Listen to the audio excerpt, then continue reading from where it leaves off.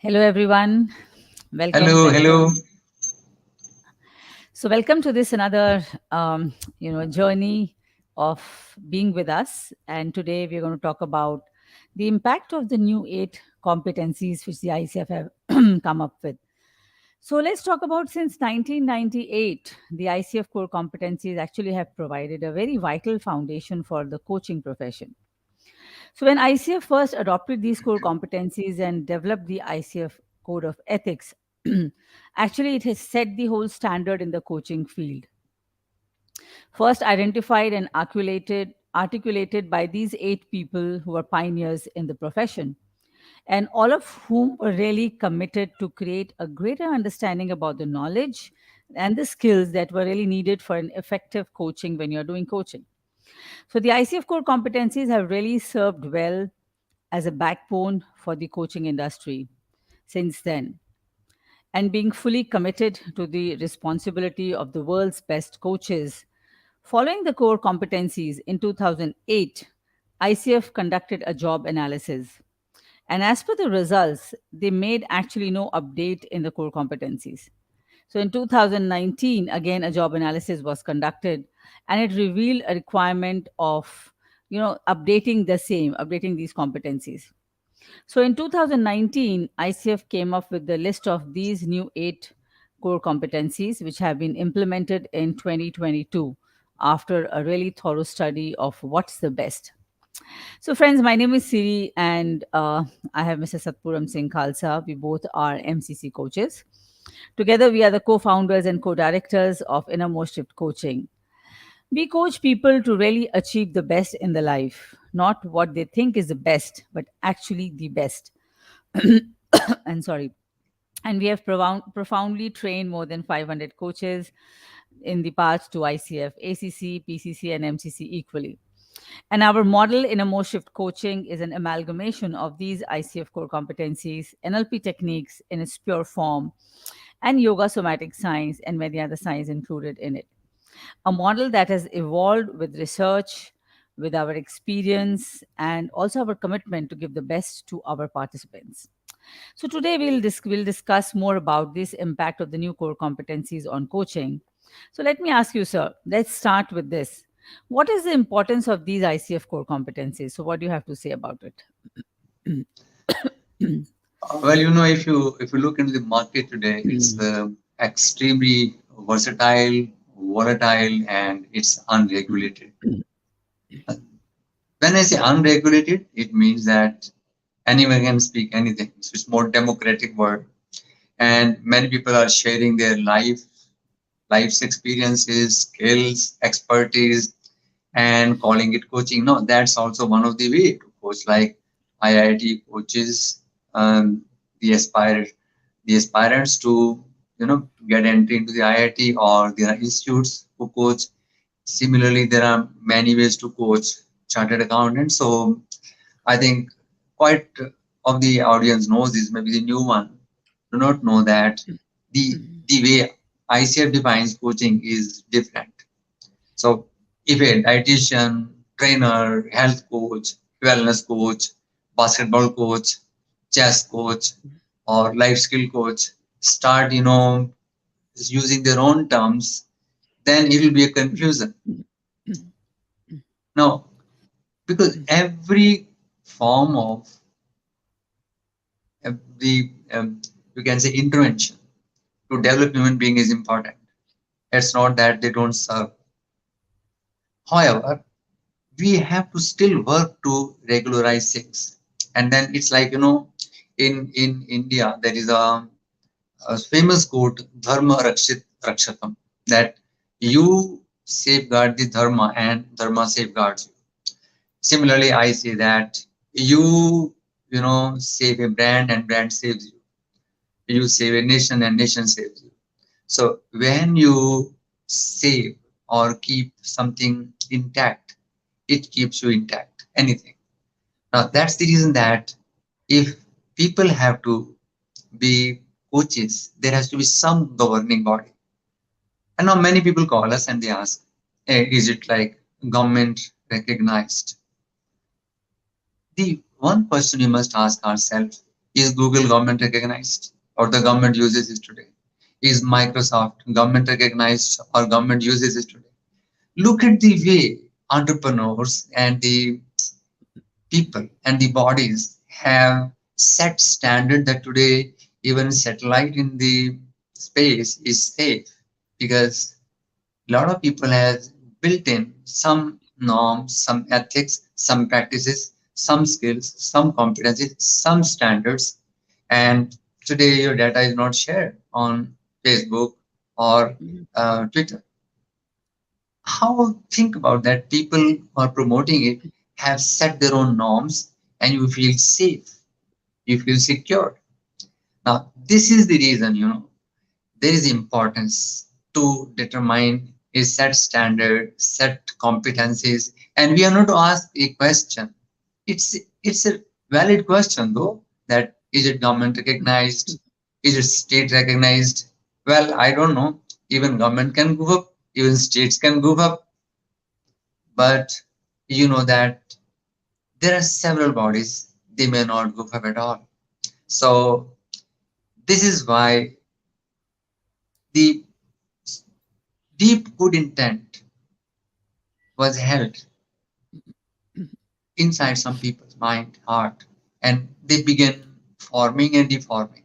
And over the time, it has evolved a body that has been governed by people and changing people. So several minds, several thought leaders have held the post, held the body at different positions, and a set has been normed. So they found that what is the best way to safeguard the interest of. So what should be in a coach? What kind of a competency the coach must possess? So this is the importance that when you when you describe yourself as adhering to certain competencies set by some governing body, it may be however private, it tells a lot to people, gives them a lot of protection, and you have to speak less and they will understand more.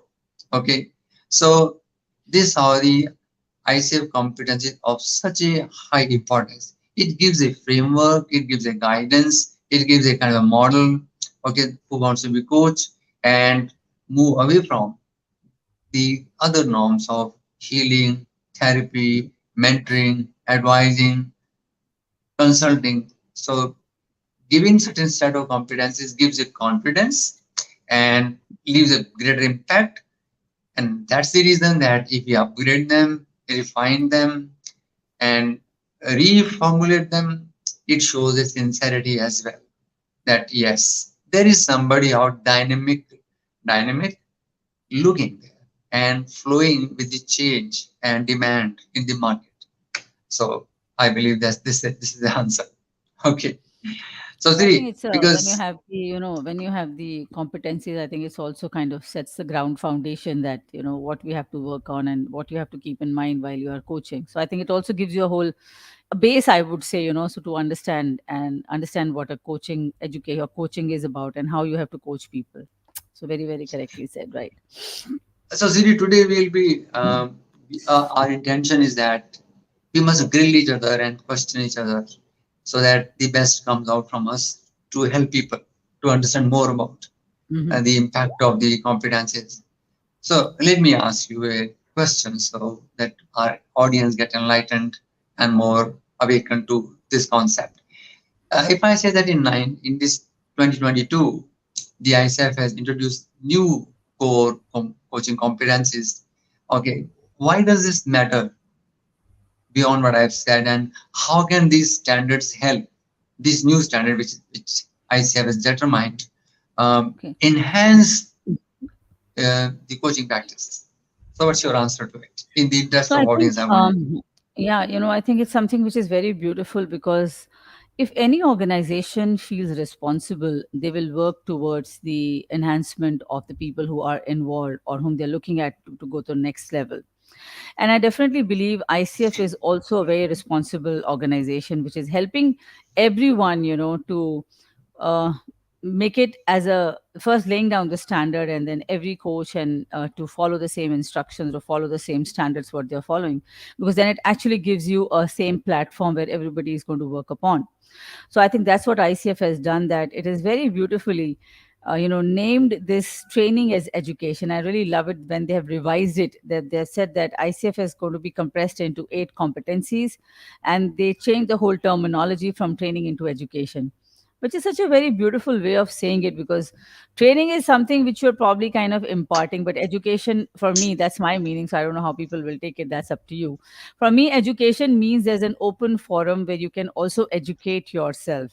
And of course, ICF with these 8 competencies has really made it possible, put it in a new little bit more perspective. So when we talk about the competencies, we'll also talk about where is the difference and what they have really created.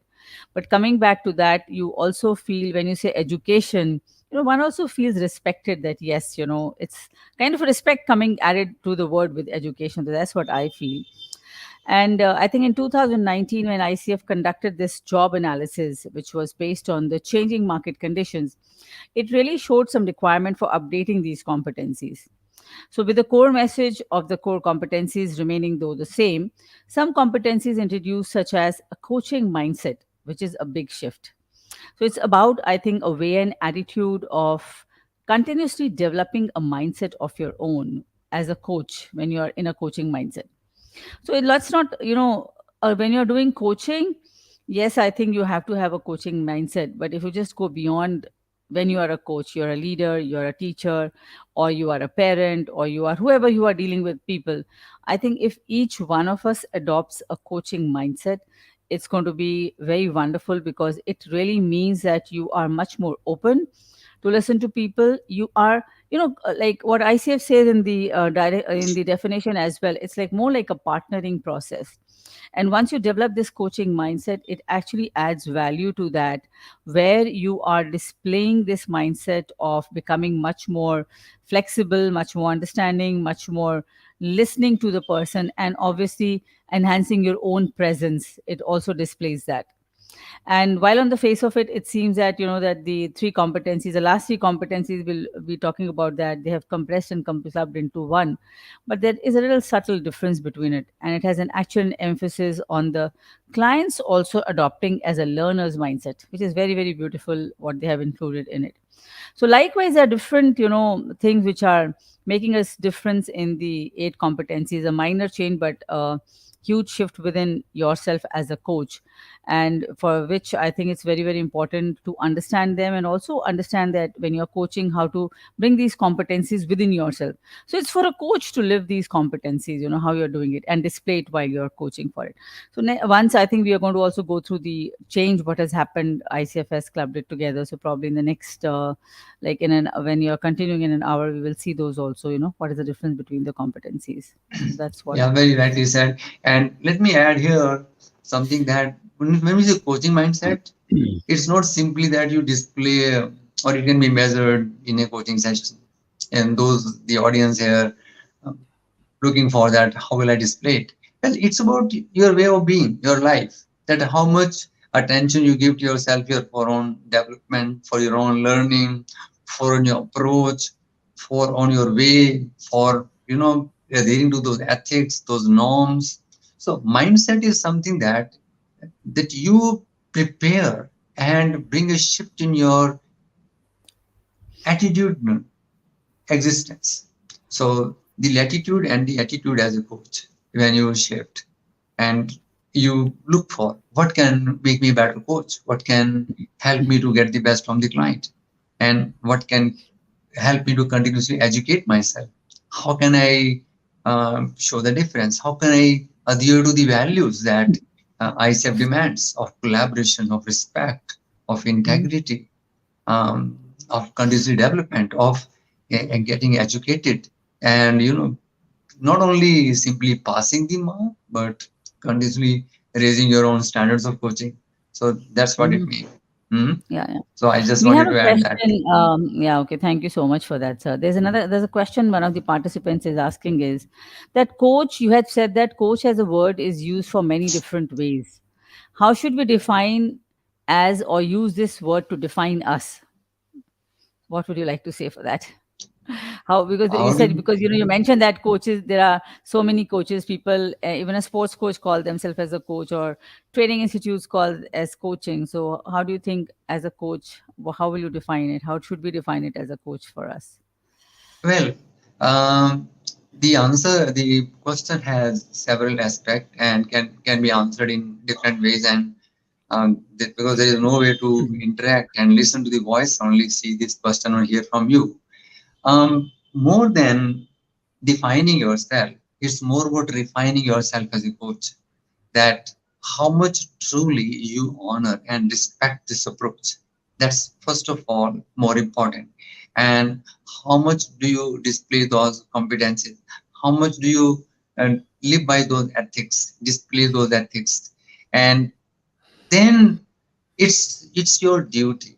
And that's the beauty of a coach, that when there is a client before you, not only you understand what coaching is and don't only simply read out the definition from the ICF website or pass on that definition in written form, but come to the level of the person and explain what coaching is to the person before you in a language, simplicity, and a perspective that client holds before you, and ensure that the client has understood it, and so that client can remain more focused, and you can also continuously focus on something that you are sitting together.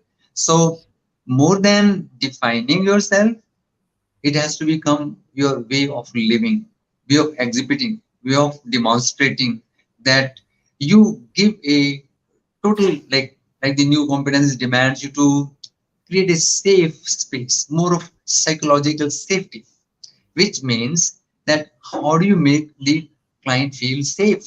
Safe in the sense, many sense, that you won't share the information is a very small thing, but in the new competencies, like you respect the stakeholders, sponsors, and you ensure that what you are presenting is in alignment with the expectation of the sponsors, of the stakeholders, of the client before you, and you have respected the entire network, then you live it.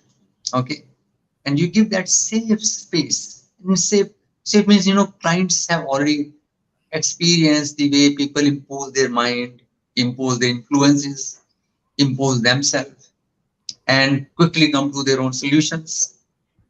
So the way to define yourself is refine in a such a way that the client before you may take a little while, a little longer to reach where client want to reach, but you allow that, you hold that space, that client emerges from the slumber client has gone into, or the confusion client has gone into, to a clarity state on their own. Right? I So think also, that's what I. yeah, I think that's a quite an elaborative answer. Thank you, sir, for that. But I think the question probably, which I feel is the space it is coming from, is that since there are, that's what I think, and this question has been many times asked by our students and people when I'm talking to them, that people call themselves as coaches, and also what you mentioned that. So how to define yourself as a coach? So, when you're talking to people, less everybody tells themselves as the coach, whether they are ICF or not. But then when you talk about yourself and you present yourself that I am a coach, so don't say I am a coach, say I'm a life or executive coach, or if you're a leadership coach, so term yourself as one of them.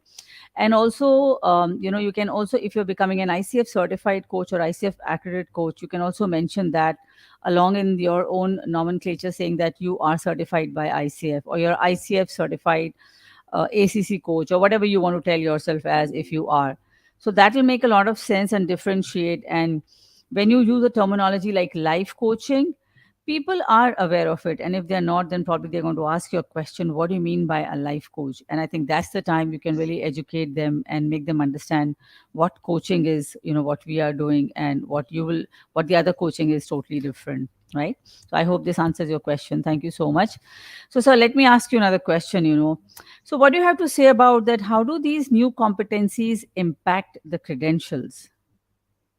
What do you have to say about Okay. that? Okay.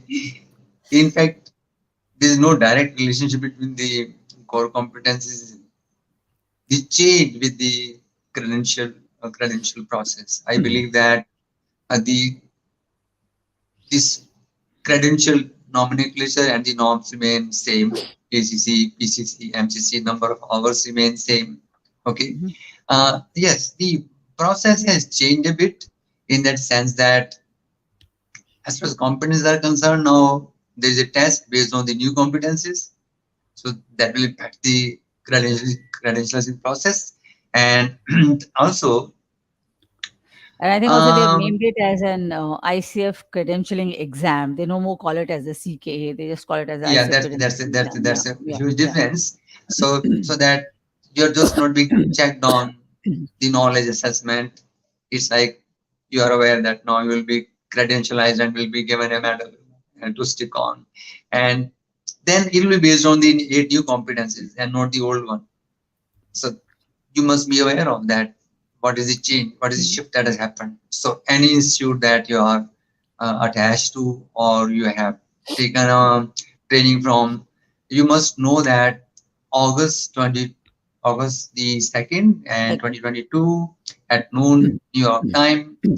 If you haven't passed the test before, then you'll have to appear before the new exam. And it's with more protection and more of viewing, you can say.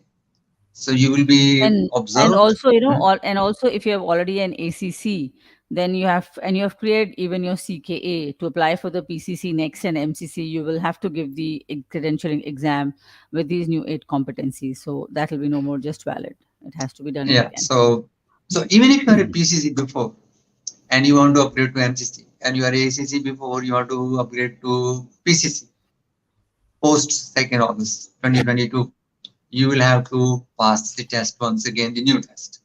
But if you do it before, then you can go with the present one. Present CKA in your credit, you can qualify. So if you have more questions, I think on credentialing the process, you can just post it and we will see that we'll answer in the next session as well. So Siri, let me ask you a question. I think it will also give extended answer to what somebody is asking you. That if you compare the ICF old and the new competencies, what's how will you compare it? Okay, so are we going to show them the chart, or should I go ahead and just talk I as think it is? So what you do you? can show the chart. Like Prosperity can anyone can assisting us Uh-huh. can show that chart so that Okay. let people be more Okay, okay. So I think let's see this, which is aware of. available. So when we are talking of, let's see, the old competency, which says meeting ethical guidelines and professional standards. So this was about understanding of coaching ethics and standards and ability to apply them appropriately in all coaching sessions. So of course, written, but in terms, if you have to understand that it was more vague written. But when we talk of now, which demonstrates ethical practice, it says understand and consistently applies coaching ethics and standards of coaching.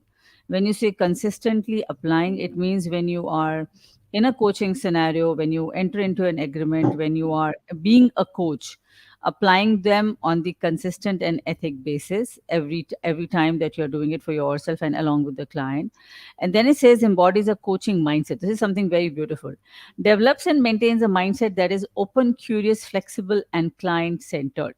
So they have included this part of having and developing a coaching mindset, and which actually talks about you being more flexible. At least for me and my learning, you know, been coaching for like long time, then we always feel it's about understanding the flexibility and still remaining curious about the client. It's something very amazing if you have that curiosity built inside yourself.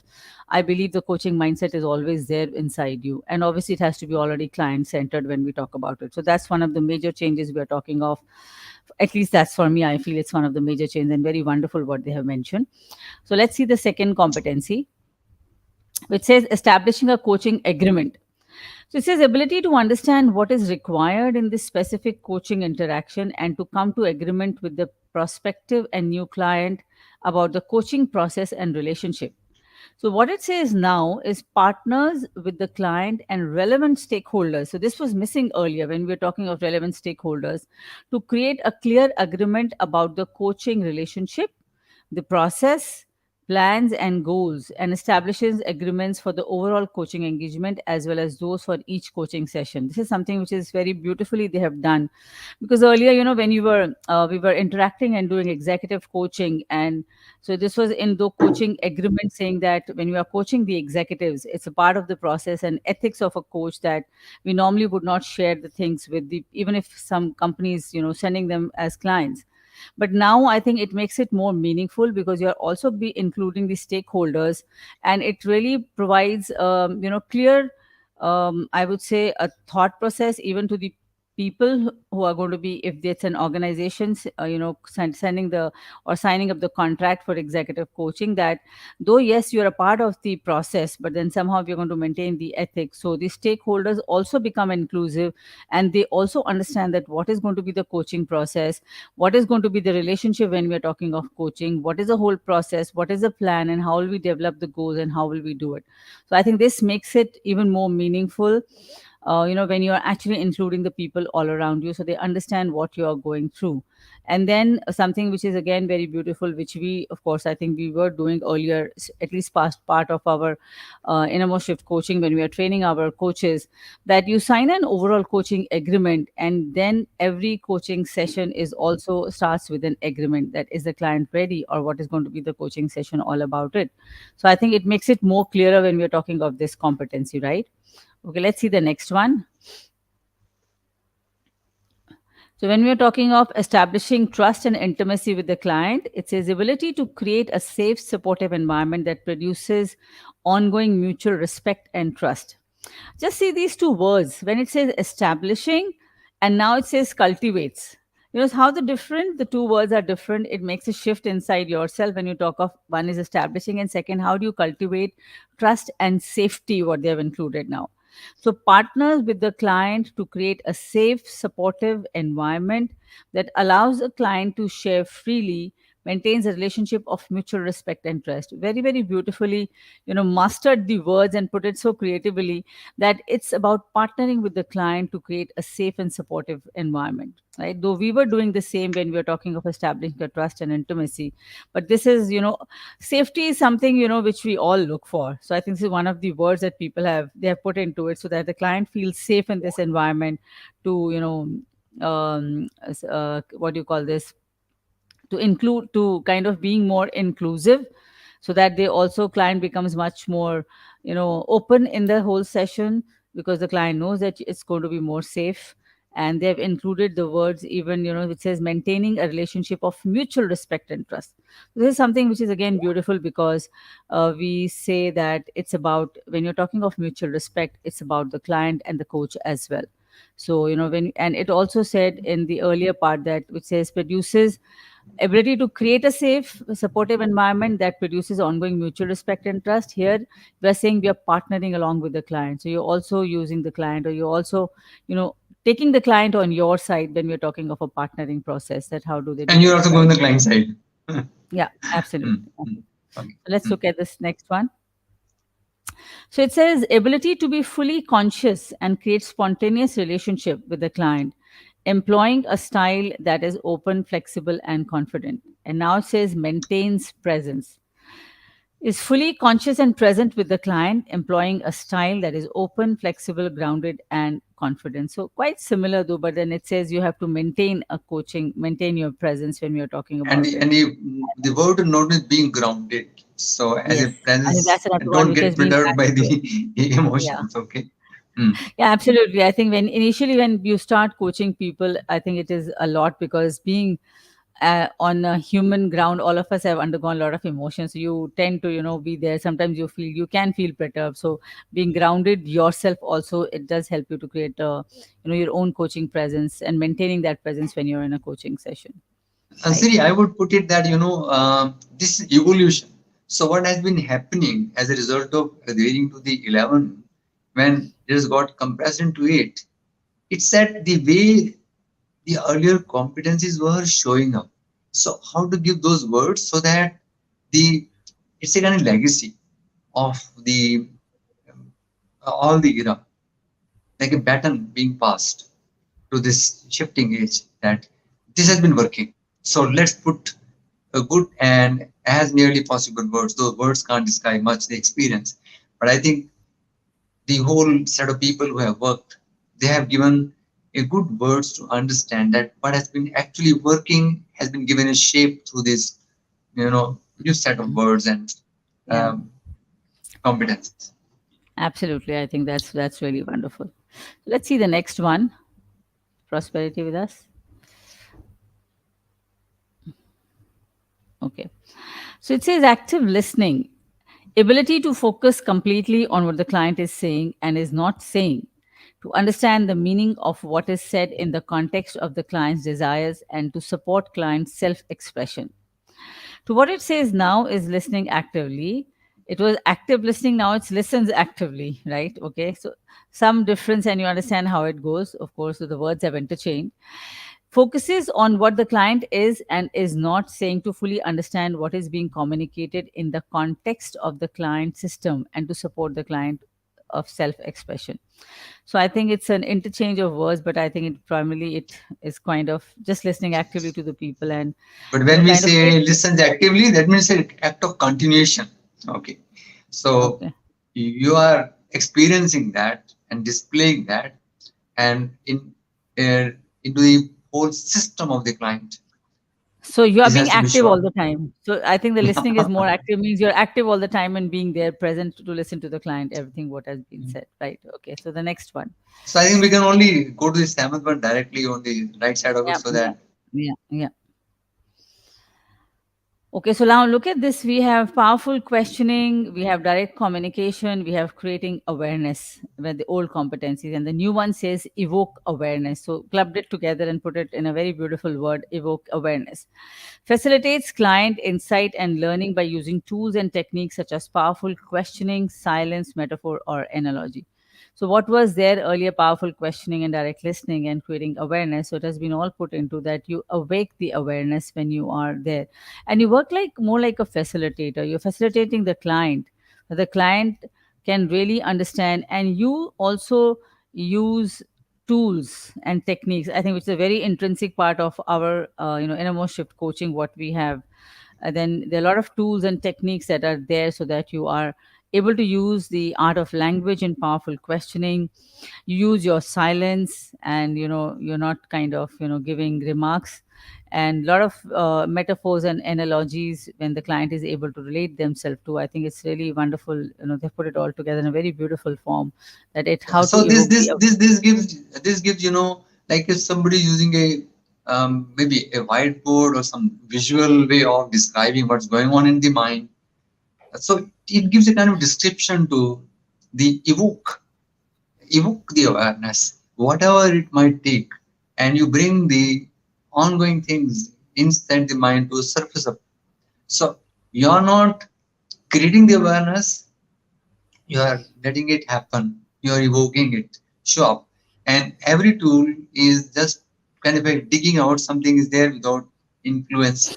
So you're kind of a putting the client on a, like we described in our coaching model, that in a good trans derivational starts, and Mhm.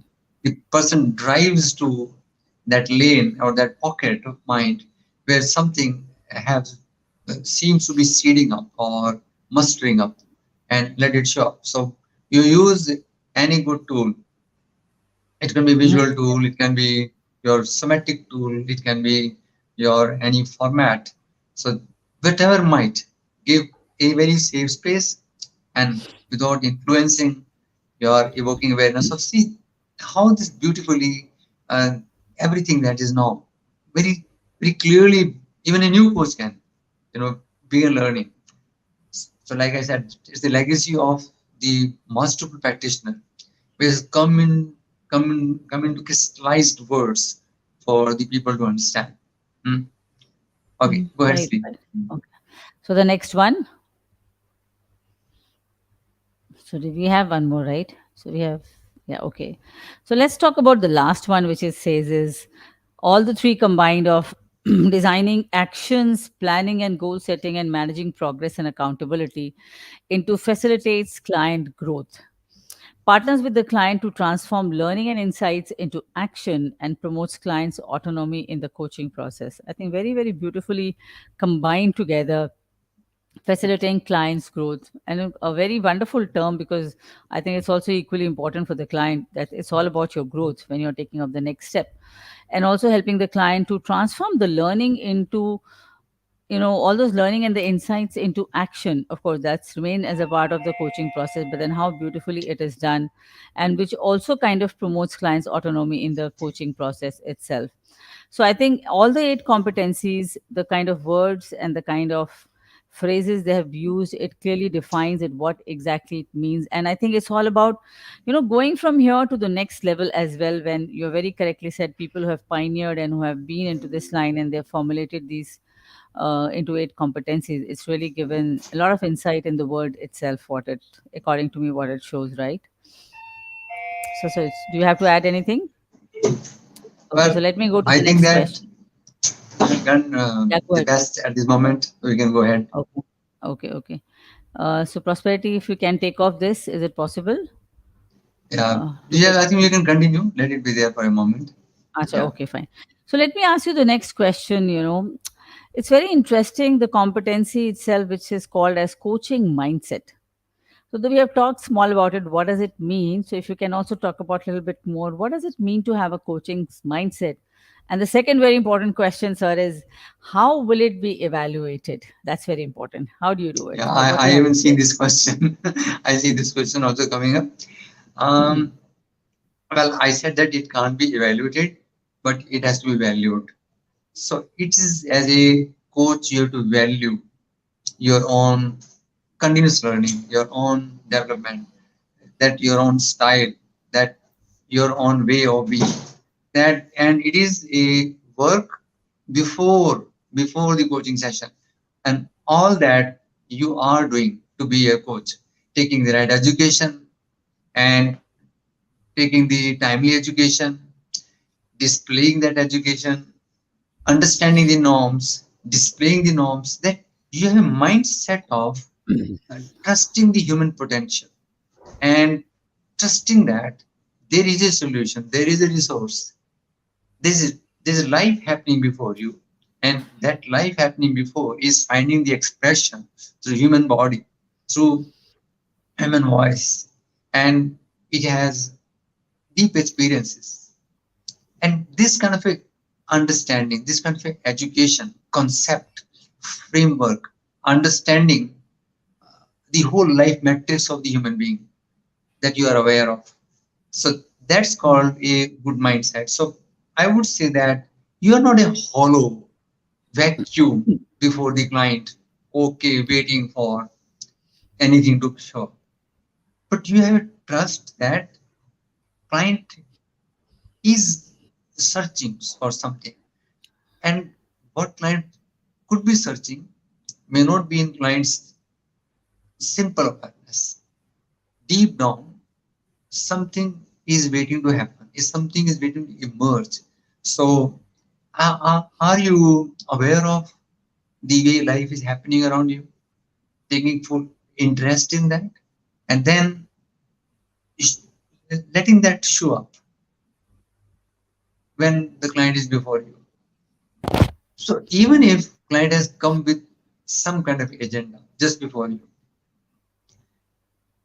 deep down there could be something else. And are you holding that space? Have you educated yourself well that with this understanding that there is a surface structure and there's a deep structure?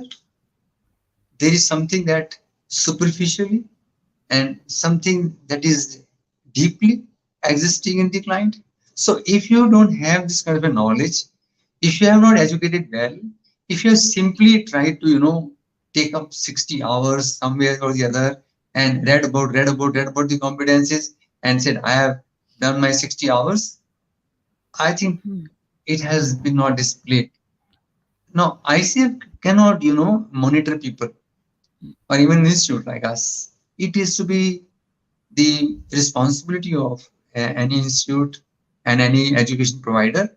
And at the same time, it's the responsibility of the coach as well to take the sincere, nice, good education so that this is the mindset that I want to get the right, best, and the relevant education, and it has not be a simply passing time, and it's simply not a certificate or number of certificates that an institute gives it. So mindset reflect about the kind of choices you have made much before even when you enrolled. Okay, and when you have enrolled with the institute, then how much you have digged out, how much you have sucked the juice out of the fruit before you. Okay, and how much you have really sincerely and displayed your sincerity to get education mentored well. So that's all easy coaching mindset. So as per ICF, the these related behaviors are typically demonstrated across the coaching practice as well as much before the coaching session even. So this is not something that one can display only in the coaching session. It is to be done much before the coaching session, and you know, it's a shift. It's a mindset. You set your mind on trusting the coach approach and trusting that the client who approach that coaching is the solution here for the person. Okay, though we are not providing a solution, but here the coaching is the solution. Here coaching is not the solution. So when you have that kind of mindset and you're not trying to use every kind of intervention, standing before the client or sitting before the client, that is the whole display of the mindset. Okay, so it's called And I embodiment. think You become the embodiment of that. You are living through your body, your mind, heart. Okay. and I think also that's why ICF has not defined any kind of, behaviorals or any kind of skill statements in this True. competency. It was very difficult to assess a coaching mindset. I think it's while you're coaching and while you're being with the client, how much you display that openness, that curiosity. That also, I think, one of the for us and in our model when we talk about why I'm talking about a model, because we really follow each and every competency, and I think so do people. But then when we are talking of a coaching mindset in a more shift coaching model, what we have is we always believe that people have all the resources within, and you have as a coach being curious about understanding that how people can come out with the part of the solution from within themselves, and then also understanding that kind of understanding that this person has the ability to really perform the task and the actions what the person has come out with, and maintaining that mindset at every level, not only from the starting but to the end of the coaching session. And I believe this is something very phenomenal, which I said earlier. It's if you have a coaching mindset at your home, it is can create miracles, believe it. You don't have to question anybody. You have to just give them that space, and you have to simply ask a very empowering question instead of asking a very direct and question sometimes which people feel offended too. But if you ask an empowering question, it really shows and displays your mindset as a coach. So that's what I Yeah, think also seriously, I think defines it. you have touched a very beautiful dimension, though there's not much time to expand that term here. Many people think that coaching is about, asking a very powerful question. More than this, I think it's about giving that person a space and holding that space for the client. How much you can hold on at space where the client start thinking the real issues and the real solutions and drops the unwanted issues. Like many people tell us that, my client, my client talks. Well, I think that client talks because you end up not defining and determining. You are not given the pre-introduction. You're not given the right introduction about the coaching. And then you end up asking wrong questions. So if you give client a space and you keep the client present and you remain present, like we have a model of interactional excellence where you say every interaction must create good excellence. And even soon we are going to release this book also, interactional excellence, that wherein you remain present and you keep the client present and you educate even the client much before to remain present to the issue, to the agenda, to what is surfacing up in the mind of the client and speak without fear. And you give that space to the client that don't think anything and speak. So I think you have touched a very good dimension here. It's just not the question, but it's also about the emergence, and it's let the energy also find the expression, and you are not questioning. So I I simply think remember, so. um, Yeah, sorry for this. I think I was yeah, just something which was coming up my mind is, let me ask you in continuation with what we are talking is, sir, if we can talk about how do we teach these ICF core competencies in our course? If you can just, kind of, because I'm seeing the time is let me hear almost. your question once again because I think my So voice got. how do you teach ICF core competencies in our course? How do we do that? So if we can talk about it. All right, okay. See, like everybody needs a walker to begin walking until a person walks. So there is a standard, there's a evolution, there's a growth, and then there is a, I would say there's a development and a growth. So the emphasis has to be on evolution, development, and then growth. Some people directly aim at growth, and that's not possible. Like for example, a child has to develop the muscles to hold himself or herself to begin walking, and that's the real growth. So if the focus is not on letting the child develop the muscles to walk, then um, the growth will not, the growth of the weight, the child will not be able to hold and will not be able to walk. So for some time you give support and you take off the support as well. So we give, when people undergo training, we give a very wonderful support here, and that support is that we give a very clear IC Pro Gap framework. It's a structured way, a, a structure of, you can say, a session, that what to do before, what to do to make this line, make your client show up before you. So what is to happen before that? What will make a client understand the value you can offer? So we have a 7I model here, and 7I model is about, is whether you're internal coach or external coach. So what is the way you trigger or communicate to people, and they they this triggers in them that what can you offer and what do they really need. So it's in alignment with, so it automatically follows the alignment of what you have to offer, what client is there to seek. So that's a 7I model. Similarly, probe gap is the structure. So first you probe the present state of the client, what's going on in the mind of the client, and then probe empowerment, that where the client is, where the client wants to walk, and how you keep the client present, how you display those excellence. So what are the kind of statements you can make, phrases you can make, declaration you can make, requests you can make to the client, and how can you listen to the client's request. So this entire structure from the beginning to end, how you end up the session, what to do before, what to do in the beginning, what to do in between the session, what to do before ending the session, what to do at the end of the session, and what to make the client, do after the session ends. So this automatically takes care of all the 8 competencies, and they unconsciously learn it without articulating it much, and they start finding it relevant.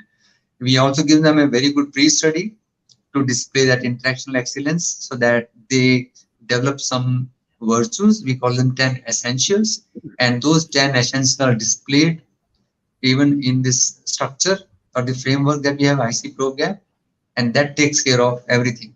Then we give them quite, situation specific tools, which are kind of a analogical, metaphorical ways of triggering and making client think and evoke their awareness. And then we have a very beautiful, goal tracking system in which they compartmentalize the discoveries in the session, insights in the action into a wonderful way of, monitoring their own progress and then feeling rich. Then even the ship must change into the good transformation. So the whole structure and the framework takes care of it and make sure that the client follows it for first. So the coaches follow it for the next. 20, 30 hours of coaching. Thereafter, they just become scaffoldings, and you learn holding yourself. Then you keep removing these scaffoldings, and it changes the structure, changes into the artistry, and artistry changes into the mastery. Okay, so let me put a question here to you, Siri. That that's where the different levels demand different depth.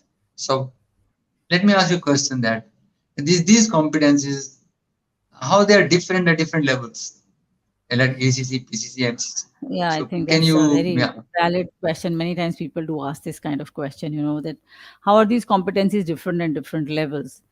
So actually, the competencies remain the same at different levels. When we're talking of eight, they are the same. But it is the markers that are different. So what are these markers? They are different definitions what ICF has defined. Like, for example, it's like knowing the verb and then the application of the verb. So if you're doing that, is different when you're in grade one, but when you enter into a PhD level or you're entering into a higher level, then obviously it's very different. So, for example, let's see the marker for the ICF core competencies, let's say, establishes and maintains agreement. So, when we are talking of a marker at the ACC level, it means that a coach and a client has to reach to an agreement on what the client wants to accomplish in the session. So, that has to be made very clear. But let's say if somebody is coming to a PCC level, then what is the meaning it has? There, the marker says that coach partners with the client to identify or reconfirm what the client wants to accomplish in this session. So look at the difference. In the beginning is ace coach and the client reach an agreement. Here coach partners with the client to identify and then reconfirm. And then if you're at the MCC level, then it's even much more amazing, which says coach partners with the client to explore the topic or focus of the session at a level that is meaningful to the client. So you are doing it absolutely there and then when you are coaching as an MCC coach. So the competency remains the same, but it's how they are talking of different markers where how one part of it is different, and that actually gets into a different credentialing level, which also becomes a very vital part in the whole embodiment of the application of these markers in a manner that it becomes your natural style. That's very, very important. So when we always talk about it, it's like when you are learning in the beginning. So it could be like an ABCD, you're doing it. So it is like, learning an art. You're learning painting, you're learning drawing. So sketching, lines. So that will be an ACC level. Then PCC comes, okay, I've learned to join these, and I see a picture and I make it, or I see more about it's about seeing a picture and I'm painting or drawing it. MCC is about knowing it and allowing it to flow. It becomes like an artistry. That's a metaphor which I normally use for myself. And I think that makes a whole meaningful thing that what is different at the MCC level. So competency is remaining the same, but the markers are different because when you're reaching to a MCC level, it should flow from you. It's like somebody who's a computer engineer, when they start, they have to, put the whole equations and they have to put the whole formula. But of course, you need to still put the formula when you are even at the level of MCC or being at that, but then it flows through you because you have lived it and it's gone inside your system. Like a player who's playing a football or a basketball game. In the beginning, you have steps, but at the age when you're mastery, you don't feel the difference. You feel it's just one and the same when you're playing a game. So I think that's what was the difference when we are talking of the whole credentialing process and the competency part, how they are different at different levels. I think we can talk about this maybe in the next few sessions to come, and if somebody needs to explore, we can do that as well for them. So let me ask you this question once again now. Let me see. Okay, many organizations, when we are talking of the level of competencies, are different. Let's say, for example, so sir, this is for you. Like okay, if For example, Walmart core competencies of buying power, supply chain management, logistical superiority guarantee that everyday low prices is given to the customers and the customers crave for it and they demand for it. So FedEx competencies in digital and transportational networks are its innovation platform. Maybe and Disney's core competencies of characters and creating storytelling shapes virtually everything, which is so different with them. So how can being an ICF certified coach help me in meeting the organization wide competencies? So, what do you have to say my about God. this? I think somebody asked a very nice question and you have put in a very good format. Now, I would say that, most organizations have some core competencies they are known for, values they are recognized for, mission that drives them, a vision that they want to move in the direction. And Mhm. there are words and there are statement designed. They are printed and hung up very beautifully.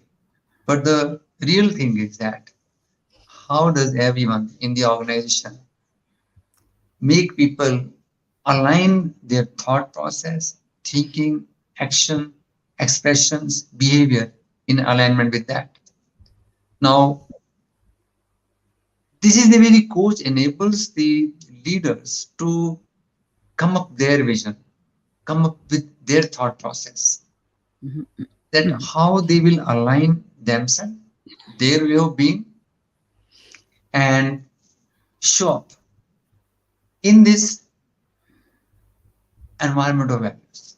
Because we are connected beings, we can't be isolated. What I mean is that if we are in a military culture, I cannot democratically demand things. I have to learn following the commands and do Mhm. things. Absolutely. Still, I need to innovate and create. Now, a coach can keep the focus on what is required to be done uniquely in that sort of environment and remain aware of the culture and the value one must adhere to. Similarly, if family has a culture, family has a value, and you're coaching or you're coaching someone in the family, the person has to take very inclusive and sensible decisions in alignment with the norms and the values and the culture of family. So is true if you're coaching a national leader. One cannot fall apart from the system. Similarly, as a coach, you cannot fall apart from the core competencies that you have to live and adhere. And the core competencies triggers you, aligns you to, to respect every system that you interact with and every single individual that you interact with.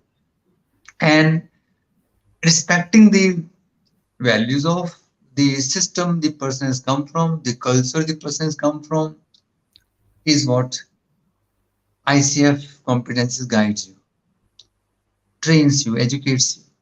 So my answer is that no matter what are the competencies, at the organization level, you want to bring anything which must show up in the culture. If you are ethical and a masterful coach living by the competencies, Mhm. you will it reinforce and let them discover new ways to align their emerging thought process, Mhm. unique ideas in amalgamation and in alignment with the system and the environment and the values and the culture they are living in. So whether it is FedEx and you are coaching a person in the FedEx or a Walmart and you're coaching the person in the Walmart or in Amazon and you're coaching the person in Amazon, and that's where if you follow your own competencies and values, you will be able to bring up those competencies and the values that organization hold and the individual hold to, you know, emerge as one fabric, a woven fabric of different colors, different threads, shaping into something very strong, okay, as a canvas to write your own story. So there are many examples, but let me tell you that. See, you must be remembering that how we coach an organization in the um, Gurgaon. It was falling apart because the all four brothers of um, organization, and the father was heading it. They came as one east, one west, one north, one east thought process. And see, you remember that the way you kept going and help each one to come out with their vision in alignment with what is their organization value and the father holds the value.